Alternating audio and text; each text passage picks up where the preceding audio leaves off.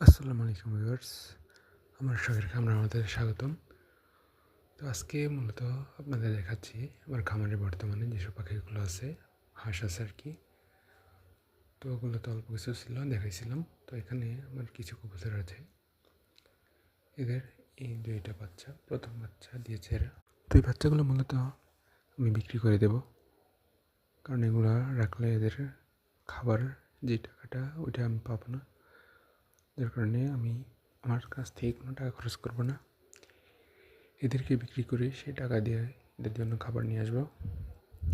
তো অবশ্যই এদের বিক্রি করার সময় ভিডিওটা আপনাদের দেখাবো। তো আজকে এখন মূলত এদের গ্রোথ আছে এতটুকু, এখন মূলত আজকে 8 দিনের মতো বয়স। দেখতে পাচ্ছেন কতটুকু সাইজ।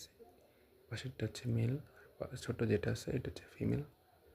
মাশাআল্লাহ বাচ্চাগুলো অনেক সুন্দর, অনেক ফেদার সুন্দর আসছে লাল কালার, কিন্তু আমি রাখবো না, রাখার ইচ্ছা নাই। তো দেখতে পাচ্ছেন এটা কীরকম করতেছে, বড় পেট খেয়েছে এরা। দেখুন কী করতেছে, আমি হাত দিছি, ওকে টক্কর দেওয়ার চেষ্টা করতেছে। আর পাঁচের এটা হচ্ছে ফিমেল বাচ্চা, মাশাআল্লাহ অনেক সুন্দর।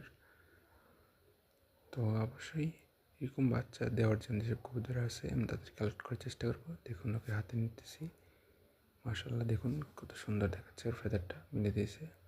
এখন মূলত বাইরের প্রচণ্ড রোদ, তো যার কারণে ওকে একটু রোদে রাখার চেষ্টা করতেছি যাতে একটু সুন্দর হয়।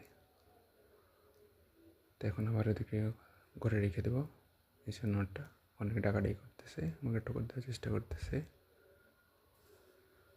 তো বাচ্চাগুলোকে সব আমি রেখে দেবো এখন। আর আমার লফটের মূলত এদেরকে আমি উপরের ঘরেরটায় রাখি, এটাতে ভিতরের সাইডে আর কি, এটাতে রাখি। তো এখন ওদের রেখে দেবো সুন্দর করে।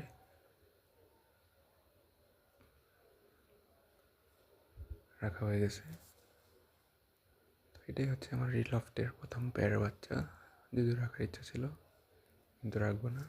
নতুন কবুতর কালেক্ট করবো, তাই অ্যাডাল্ট কবুতর কালেক্ট করবো। বাচ্চা বড় করলে এদের কষ্ট অনেক বেশি হয়ে যাবে। আর এটা হচ্ছে আমাদের নিজের খোপের কবুতর, ওরা বাসা তৈরি করছে।